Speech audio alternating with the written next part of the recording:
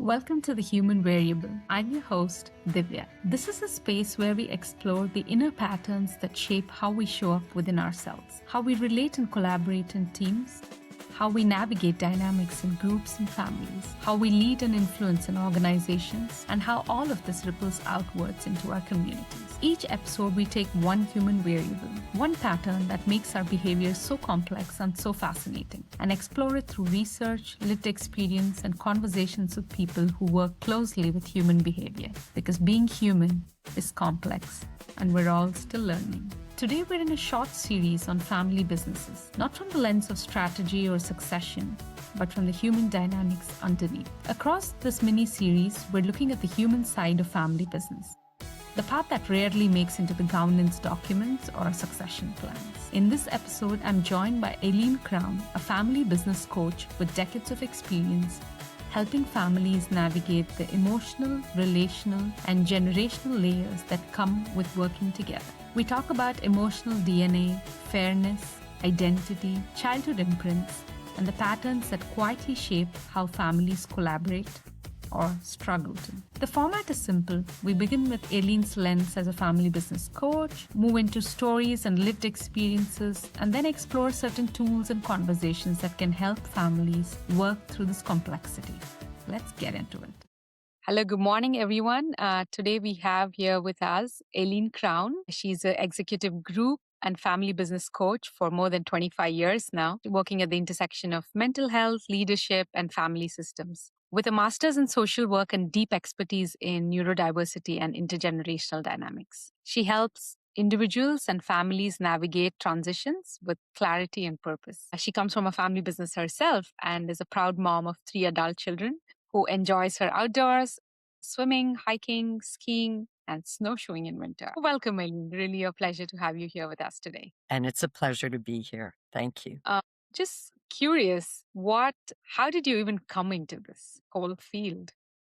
Yeah, like my background is I was a medical social worker and I was working with families in the hospital system. And then when I started my coaching business, further along, I was naturally working with families without identifying that that was an area of specialty. And then one day, a colleague said to me, "You really should do more work in that area, of facilitation work, not just individual work." So that gave me the idea. And then I did some training, and that's how I ended up being in this area. And I love working with families. That's awesome. And you've been here for about 2 decades or more now. And Yes, that's I have. surely a lot to learn from you. And how do you think this whole field has evolved even? Yeah, it's really changing in a lot of ways. But one thing that was proven, I think, going through COVID was how resilient family businesses are. And I think that wanting to see families be successful through different generations, it takes a lot of work in the beginning to try to establish the rules, the boundaries, the coexistence of both being in a family and in the family business. And also, it's often perceived like people entering it, outsiders into a family business, as it can be lightning rod of emotions. And I think that that's a myth because it actually, there's a lot of families doing really good work together. But some of the Netflix series have really dramatized it. And it's not to say that those dramas don't happen, but there's also some really good, strong family units that I see. Thanks for clarifying that, because a lot of us, especially in this day and age, look at media for what is reality, but we know it's far from it.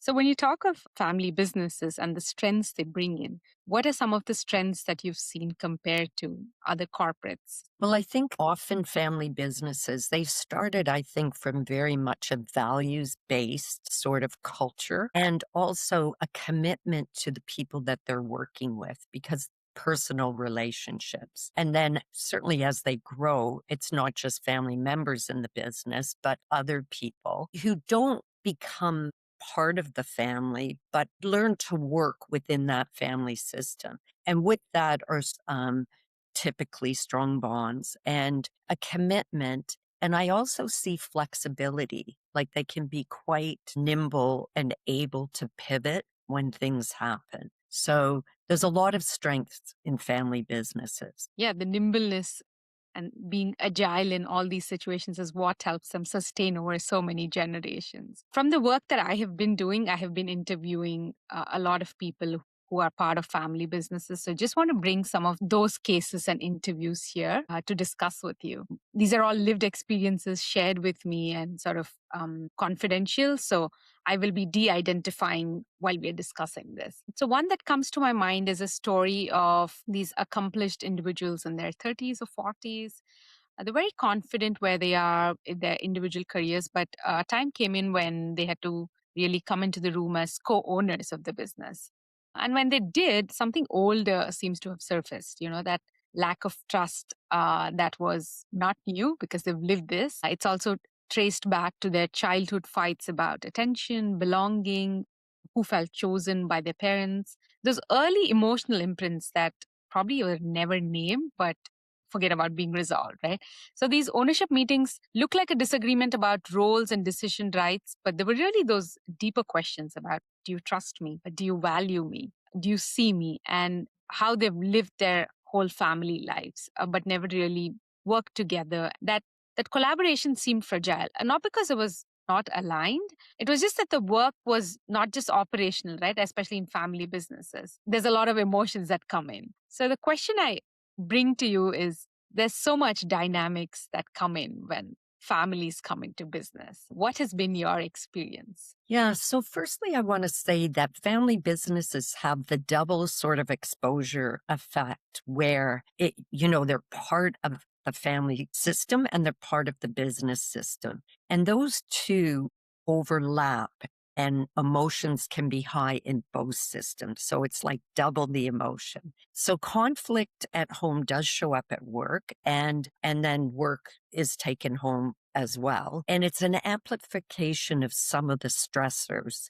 that you see where people really struggle with this. And it's hard to separate it out when families are getting together on a personal basis for an event, and it can sort of trickle into those events. So, individual members in the general population all have trauma. We all have our own very unique issues within ourselves, perceptions, habits, hurts, as you said, lack of do you trust me? Do you value me? So, it's mental health by definition comprises of a lot of different things. One being confidence that you said, or trust, but also some people are diagnosed, undiagnosed ADHD or autism. So they feel different at very early ages and they experience shame or feeling less than or feeling like an outsider. And then you get things like burnout and exhaustion or depression and disengagement, anger, grief and loss, how everyone experiences differently. So, identity in the family and maybe role confusion in personhood, loneliness and isolation, and some of the real traumas that might have occurred with one family member, not another. And control or perfectionistic issues, conflict avoidance, communication breakdown, and on and on and on. And all of these are what we each bring, and they're so different from person to person in the same family system. So that's really the challenge, is trying to understand it. So, and then what I find is really quite prevalent in all family businesses is the perception of fairness. Everyone has a different perception of fairness. And that really often is a huge underlining issue as well. It's beautiful how you said emotional intelligence is sort of that emotional DNA that we all carry. All of us have these issues, and how this sort of plays out in all our relationships. Could you clarify a little about what trauma is? In this day and age, we sort of misuse it. What is the context here when you refer to it? So yes, I mean that is the $1,000,000 question. Even in the past 2 weeks, I've been reading articles about how people are defining trauma very differently. So, I mean, there's big trauma and there's little trauma, and it's can be physical, emotional, People can feel it spiritually. It's based on a perception. So you can have people in a family that view it differently. It really is a person's perception. And I think it's very important with anyone, whether you're dealing with family, individuals and families, or individual clients, that you start with where they are and what they perceive as their reality and how it's affected them. And then that's where you begin, and that's where you can start untangling it for them. That it's about each person and perspective matters. Yes. Yeah, maybe if you want to go on to your example of what you're working with or something you wanted to share with. Yeah, so I have an example again around perception of fairness. So there was a son working in a business for years. He was in a significant role in the business. Then the founders of the business decided to bring in the other son. He was working in an industry and they were afraid the industry would slow down. So they said, why don't you come into the family business? Without consulting with the people in the family business or the son who had been running it. So this man that was brought in did have some mental health issues, and it was proved to be extremely disruptive because when he was brought in, the other son really resented him being there, and he wasn't a good fit.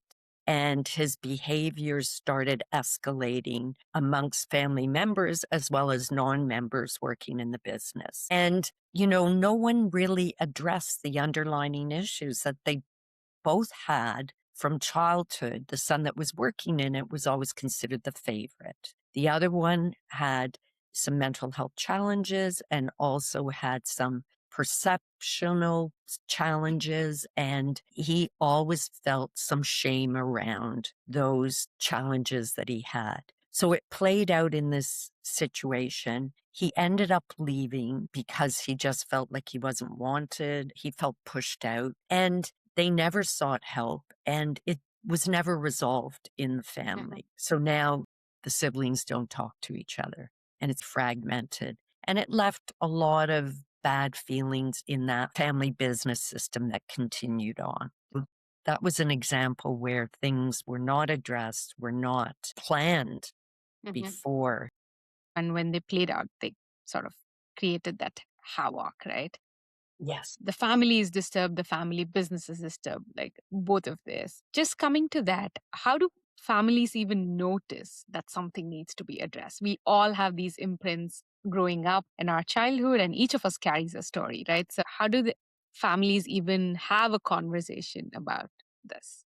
A lot of it depends on the founder and the leader. I find that the founders or the leaders that I'm dealing with in the family business who are emotionally aware of what's going on and can pick up the subtleties in terms of the conflict and are proactive are the ones that get very good results because there's a willingness to look at the situation. Now, you get certain families that culturally have never been trained to really look at these or speak about the emotional issues that are playing out. And the person that is screaming help get ignored or dismissed as being theatrical or exaggerating. And there's a lot of signs that if someone has an awareness, they see it playing out. Decisions are harder to make. Decisions aren't always good because they're based on emotions and competitiveness or aggressiveness between the people who's going to win rather than what's best for the business.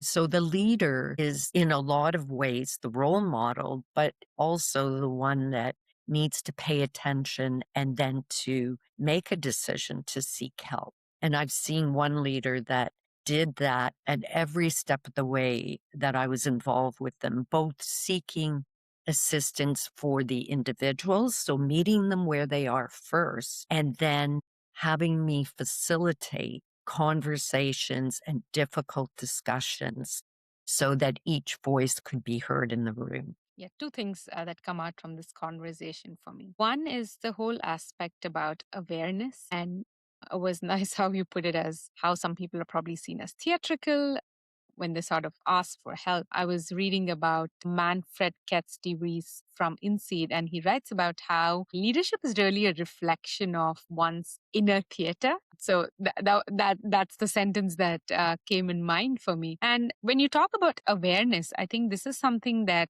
people are sort of encouraging or accepting now, the whole value of emotional intelligence. And that's how coaching is also sort of evolved. I think coaching earlier was about for dysfunctional people, let's just fix them, or before they get fired, let's just get it. So what is coaching now, and why are people even coming to coaching? Yeah, so that's also a huge question because coaching is evolving and changing. So people have talked about modernism and the information system and how businesses in the past have been pushed towards productivity, goal setting, achievement. And now there seems to be somewhat of a shift of for people to now look and have some emotional awareness, but also not the individual look at how do I do well? How do we operate? How do we operate as a team, a family, as a business? And part of operating is learning about yourself, how you operate and integrate with other people, the differences as well as the sameness, and how do you work as a team more effectively. So emotional awareness is very important in this new way of working, and people still get triggered. And so it's really helping individuals understand themselves first, and then how do they bring their best selves into the works of the family situation. As you were saying that, you were talking about the shift from I to we. Yeah. I'm just curious, how do cultures have an impact on this lens of I and we? And there's Yeah. so much nuance there. Yes. So there's an interesting book, The Three Culture Models by Dennis Jaffe and James Grubman. And they talk about the individual culture, which is the Western view, mostly Western countries, the collective harmony culture, which is more of the Eastern Asian countries. And then you have the honor culture, which is, like what we had spoken about off camera about the Indian culture, about different cultures and how they focus on loyalty, hierarchy, and family reputation and cohesion. So there are some cultures that are already concerned with the we, but there has been over many years such a focus on the I, but now we're seeing how that gets people into trouble and focusing more on the we. How can we do it together? Especially in today's day and age where things are so uncertain. So it's how can I ground myself in all the uncertainty, but then how can I help other people around me to deal with everything that's going on? This must be a lens that you carry to your coaching conversations, right? Looking at the culture they sort of come from. And just going back to our example that we were discussing, I know the case was of a fifth generation case, but this is very normal in a second or a third generation, even when those imprints or the emotional stories sort of play in the boardroom. So how do you really work with them through this? No, I do. I mean, my process really starts with individual interviews. So, really trying to understand how each person sees the situation. And that's a beginning in establishing trust with them that I hear what they say, I hear how it's impacting them, and I understand what their hopes and wishes are. Like, how can things be different? And so I start by doing that. And then there's a number of different tools that you can use, but values for individuals to be able to identify their values, but now also for families to understand what are their values. And it's not just the value that you put on the wall, it's how is it actionable? How we want it to play out in the system. So values are really important because it starts the process with families of really creating shared language. So it allows them to surface implicit assumptions like what we believe in like a good leader? What does that look like? What does a fair outcome look like? It depersonalizes conflict to some extent and shifts it towards you versus me to these values are where sometimes the tension comes in. You might value this, but I value this. And then it helps to guide governance and decision making.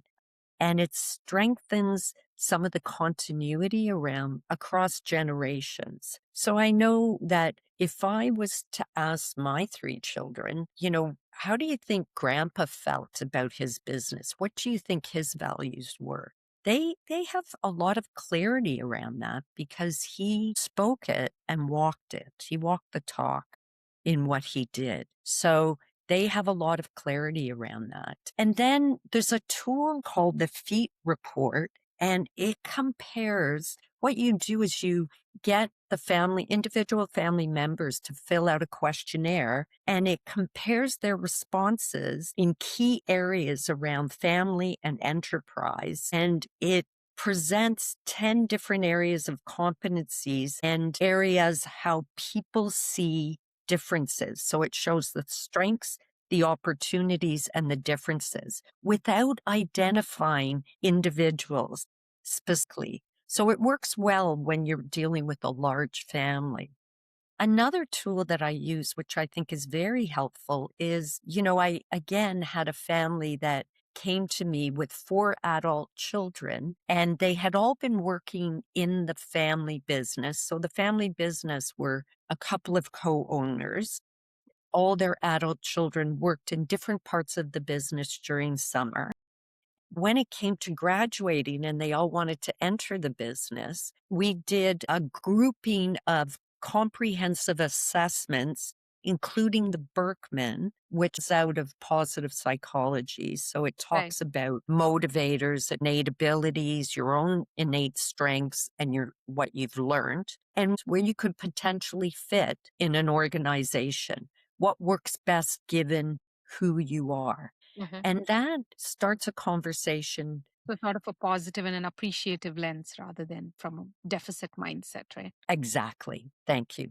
You summarized that beautifully. So those are some of the tools in the beginning. Now then the emotions come out. So then you have to start doing the work and have those hard conversations facilitate them within the group. Yeah. Yeah. So it's lovely how some of these tools, maybe the values or this questionnaire about, or the assessment about the strengths, all sort of helps the families align and bring that language to what they live sometimes. And is this something that's useful just for family businesses, or is it generally useful for families, even because we could have audience just listening to this even otherwise? Yeah, so the feed is especially for families, but the career assessment work that I do with a colleague can be applied in a number of different situations. I think it really fortifies, we talked a little bit earlier about mental health and people's lack of confidence. And when they actually see things in black and white about their strengths that they bring to the business,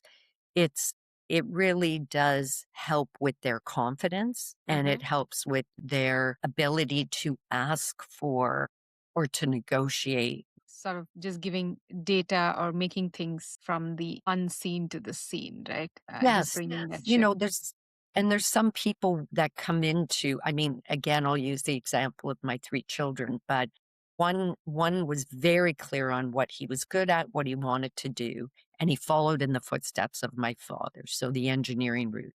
The second one was all about experience, and once you exposed him to different experiences, he just went in a very different direction that any of us would have guessed, and he really loves it, and he's very happy in his career. And the third one was undecided. And so she's tried different things. Everyone comes to it differently, but this test helps to give them more information about their strengths. It goes that one step further of how they work with people. So sometimes people do have to ask that hard question. Maybe the values don't align with generations. You do a lot of intergenerational work. How do they ask this question? Is working together even the right thing to be doing? Or there alternatives? What comes to your mind? Yeah, there's a lot of examples of when people make the decision to leave the family business and it's the best thing for them, or they stay in the family business, but then they learn how to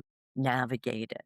So, how do they navigate the overlap of what's is part of the family and how can they be a family still, and what's part of the business and how they can work in that business? And then the ones that aren't involved in that, how do you make them still feel a part of it? So, kinds of different ways that you can do that. But on the emotional level, I think my families will say, when we're together as a, we've made an agreement that we don't talk about work. And, but we do have quarterly meetings so that the people that aren't in the business can hear about what is going on in the business. So they still feel a part of it. And sometimes they make choices. They may not want to be involved in it, but their children may want to be involved in it at some point in time. So by staying connected to both, it allows more flexibility in the future about who can come in and who can't, or what kind of rules they want to establish? How do they want to change the rules based on what's happening within the business, the Right. industry, etc.? Yeah, as you were talking of that, I recall one of the interview participant telling, I'd rather have my father as the father and not a business owner that I need to report to. And he was referring to going on a vacation with this person is so much better than your business, right? Just something that came up for me. So, as you were talking about the emotional level of work that we do, of course, there are also consultants that kind of bring in the structure, the governance, how do we make conflict free? There's that side also. That brings me to another case about how this new generation is sometimes choosing not to work together because they want to stay together as a family. So they don't see professional context as the only way to be close with the family. They see that it's okay to choose different things. So one person, she decided early on that she wouldn't work with her father at all.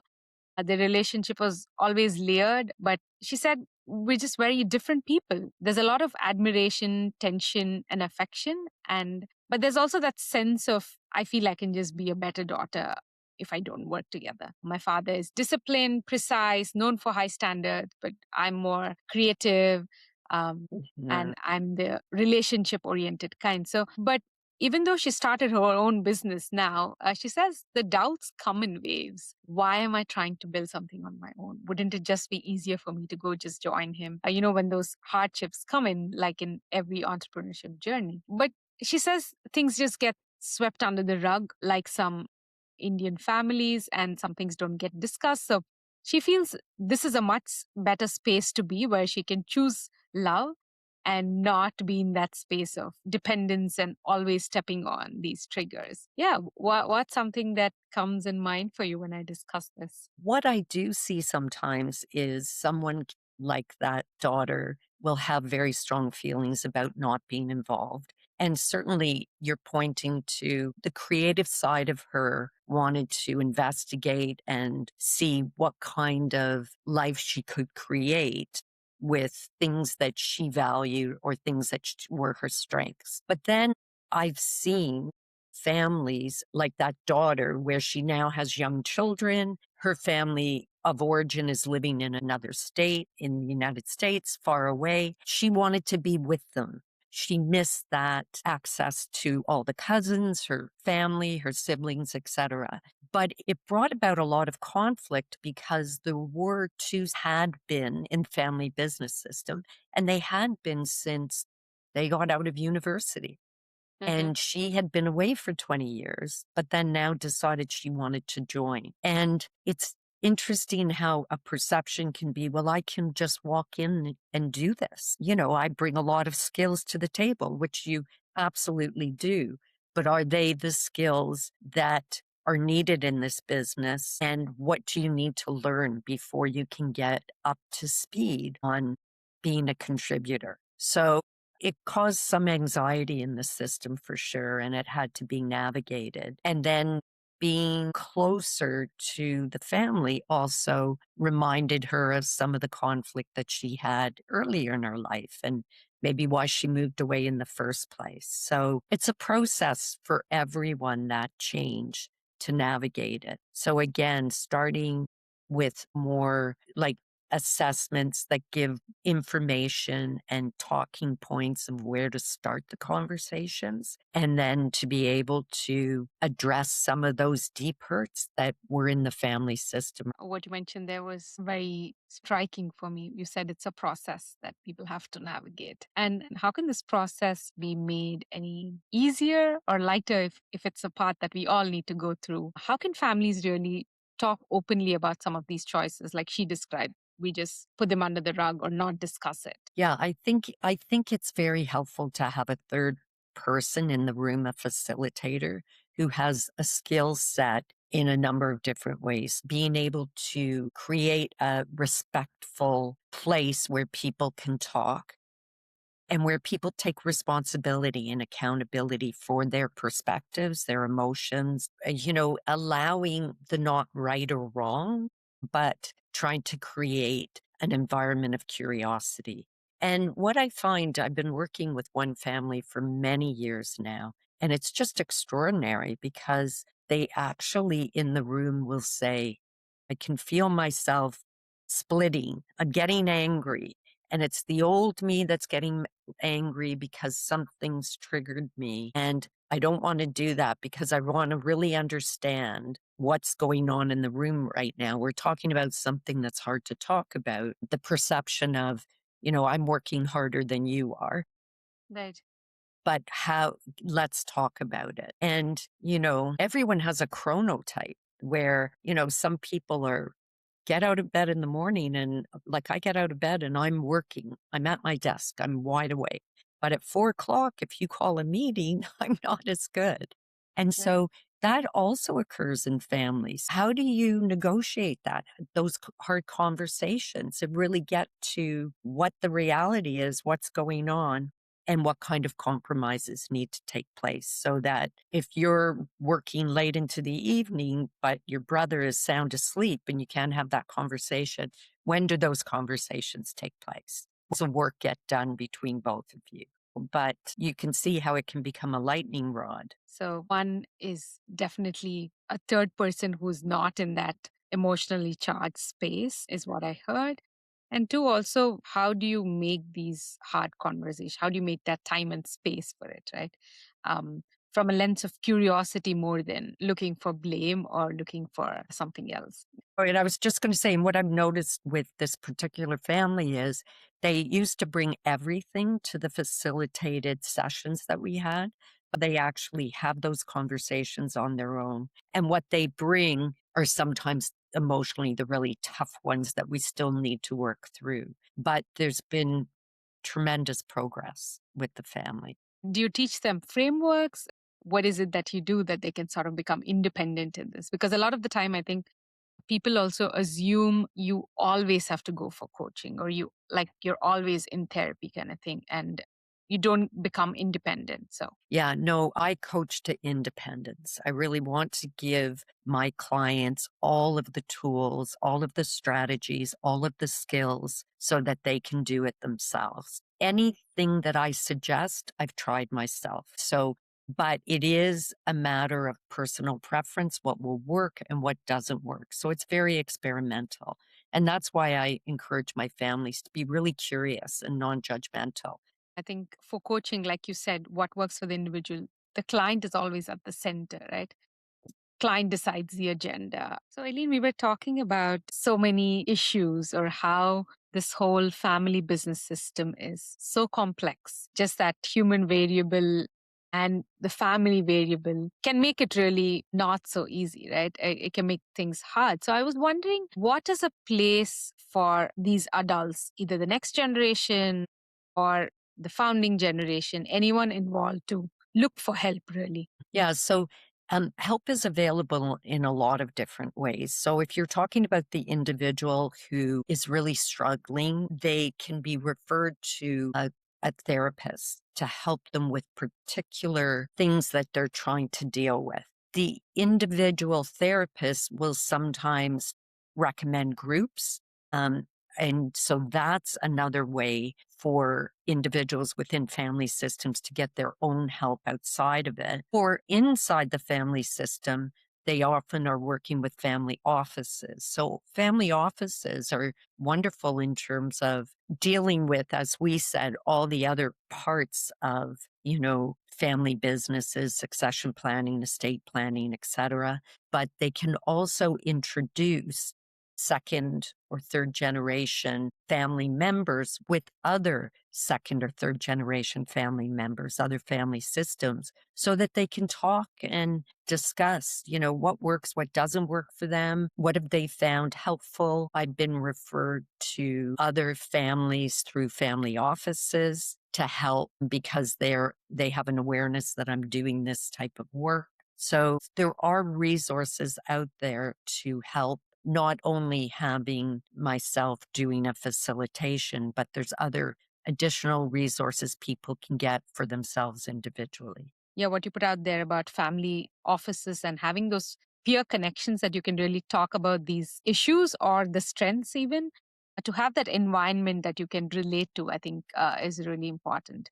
And if, let's say, an individual is just looking to learn a little more on these topics, is there any resources or any place to start? Yeah, so I mean, a lot of the work that we do with families is part of the internal family systems model by Richard Schwartz, and there is a guide by Jay Early, and it's a guide that is a self therapy, so a step by step book that takes you through what are the different parts of you.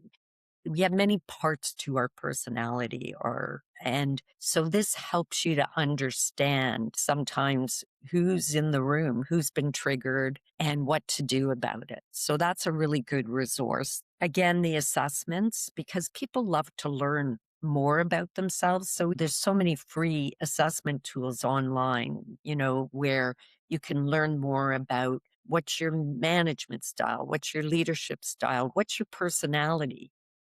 So people love that because, again, it gives a place to start a conversation. And then constantly I'm sharing, podcasts or exercises to calm down the system, meditations, different practices that people can use. And you could share a number of these things within the family. And there can be different responses to it. So it's understanding that not one size fits all. So it's always finding those very interesting resources for them. Thank you so much for sharing these resources. While we wrap up our conversation, I just want to have quick rapid fire with you. Winter or summer? Summer. Well, I love cycling. So, that you can do it in the shoulder seasons. And I love swimming too. So, where I live, Toronto, we had a very harsh winter this year. So, I'm very much looking forward to spring and summer. One word that describes family. I think harmonious because that's what we're always trying to achieve. Not perfection, but more harmony within the Right. family. One word that describes family businesses. Resilient. What's something your kids have taught you about being human? A sense of humor is very important. They're wonderful. They always teach me, they show me sides of myself that I don't see. I've just begun that journey with my little one. So, what's a question you wish more families ask themselves? The ongoing question of what's working and what isn't working, and being curious and non judgmental about it. So, it's not a failure, it's actually part of growth to constantly be evaluating. Next question. In moments of tension, what wins for you? Is it love or logic? I think it's love. I mean, basically, I think logic will help some people. I feel that if you can just be present with someone, which is a part of putting your own needs and ideas aside to be really listening to them, attentive listening and understanding where they are, I think that's more reflection of love. And that takes a lot to. What is one thing that you hope the next generation carries forward? I think that it's very important to have an understanding of what the previous generations have been able to accomplish. The world is changing very quickly. So, not to throw out everything, but how to be very mindful of what they need to bring forward as they change the company. So, It's important to merging of the two. Right. So having that wisdom to merge the two and carry forward. Yes. Thank you so much. It was lovely doing the rapid fire, and would really like to thank you for all your insights that you shared with us today and bringing all your experiences and knowledge. So, really thank you for being with us today Well, here, thank Aileen. you for inviting me. I really enjoyed it. Thank you. Thank you for joining us on The Human Variable. I hope something in this conversation has helped you see yourself or your relationships with a little more clarity or maybe even compassion. The Human Variable is an ongoing exploration of what it means to be human across different contexts and inner worlds. If there's a human pattern you're curious about or something you're noticing in your own life, tell me. It might shape a future episode or even a future series. Keep learning, stay tuned, and take good care of yourself. I'll see you next time. This is your host, Divya.